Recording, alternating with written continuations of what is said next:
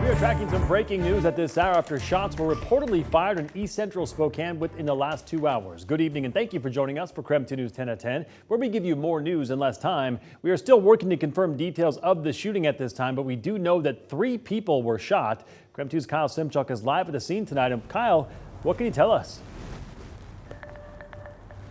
Well, Mark, Spokane police say that at least 1 out of the 3 victims have life-threatening injuries. When we got to the scene, we saw ambulances speeding off.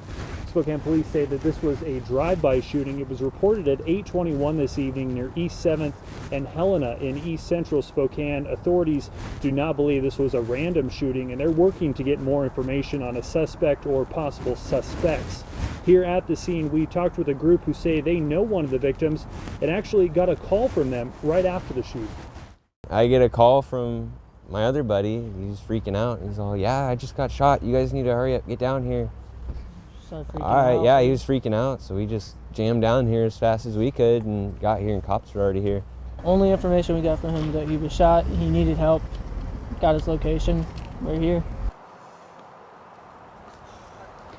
Now, several officers have gone to the hospital to try and interview the victims and get more information about what happened. Major crimes detectives have been called to the scene, and Spokane police expect to be here for at least several hours gathering evidence. Reporting live in East Central Spokane, Kyle Simchuk, KREM 2 News. All right, Kyle, thank you very much. And new tonight, the Spokane County Sheriff's Office is looking for an Eastern State Hospital patient who walked away from the facility yesterday morning. Take a look. 21-year-old Silas Finley has a history of self-harm, mental disorders, and substance abuse, say deputies.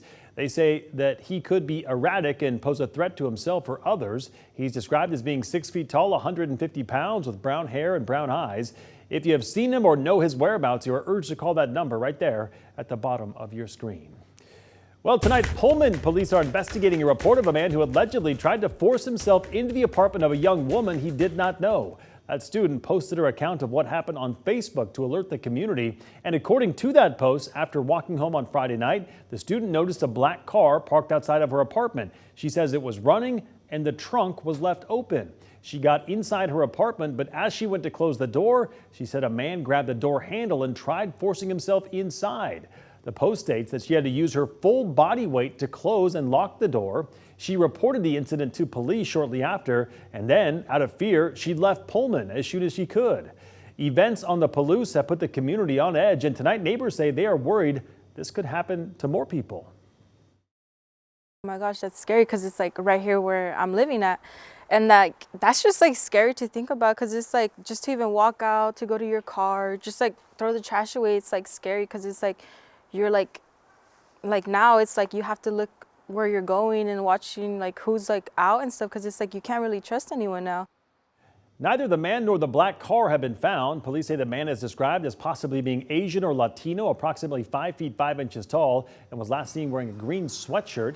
Police are also searching for that black sedan, possibly a Nissan Altima with faded black paint and no license plates. A Coeur d'Alene mother and son are homeless after a car drove through their house while they were asleep inside. Michaela Goolsby and her 6-year-old son were in the same room where a car came barreling through. After the initial impact, she said her only instinct was to find her son. Well, luckily, Goolsby, her son, and the driver all walked away from the scene, but now she said they've lost everything. That was the worst night of my life. We cannot live here. Most of our items are beyond repair. So we're trying to find housing. We're trying to get my son counseling and some medical support and just rebuilding. Well, so far, Goolsby's friends have raised more than $1,500 for the family through a GoFundMe page.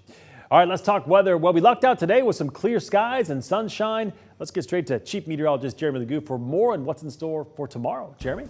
Well, Mark, it's going to be another cold morning tomorrow. There's no doubt about that. Right now, we sit at 31 degrees here in town, and those temperatures on the cool side already. That's thanks to clear skies and calm winds. That allows things to cool off quite quickly. 25 in Coeur d'Alene, 30 down in Moscow, Central Washington. You're in the mid-30s, but falling into the mid-20s tonight. Widespread in the 20s by tomorrow morning, but then temperatures on the rise once again. We'll see a little bit of cloud cover kind of work its way in, but not until tomorrow afternoon. I think we wind up with a partly cloudy day. Eventually, we see our next round of moisture start to gather itself by Friday morning. kind of falls apart as it moves in. It's one of those ones where it's a short wave of energy. We don't have much moisture. We don't have much energy. And for that reason, I don't think the showers are overly widespread. We're just going to call it a couple of pre-dawn light scattered showers. Overall, forecast stays warm.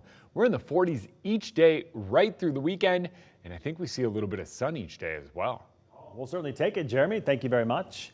In international news tonight, more than 11,000 people have been killed by an earthquake in Turkey and Syria, making it the deadliest earthquake in a decade.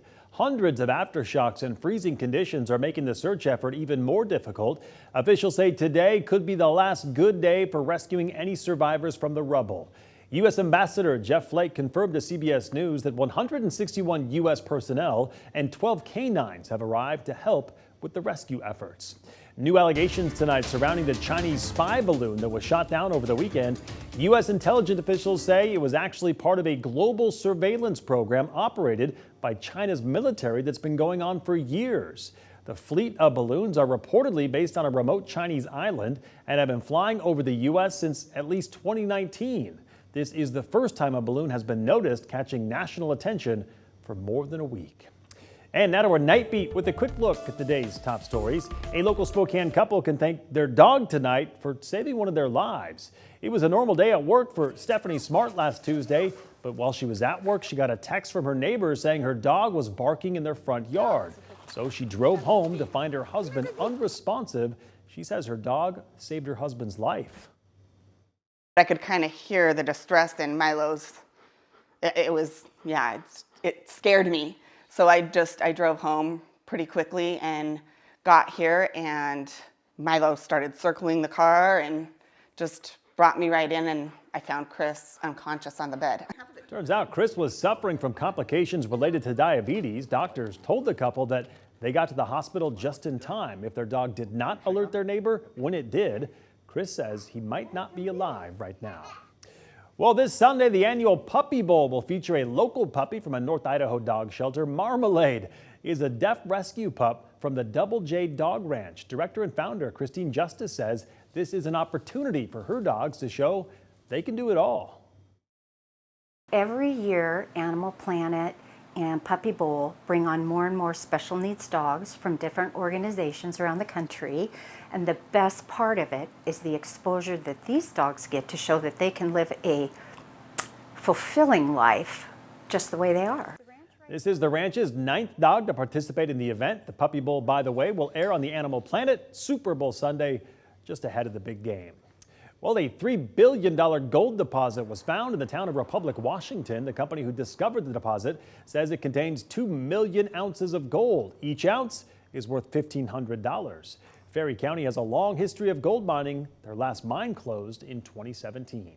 And that was your Night Beat. To learn more about any of these stories, just text us the word night to 509-448-2000 and we'll send them right to your phone. Well, this Saturday, the Downtown Spokane Library is hosting an event honoring Spokane's Black history, and KREM 2's Channing Curtis is helping to host the event. So join her this weekend for a live segment of our popular Let's Talk series featuring leaders from Spokane's Black community. It starts at 2 p.m. There'll also be live music, a book reading, and much more. The event is free and all are welcome to attend.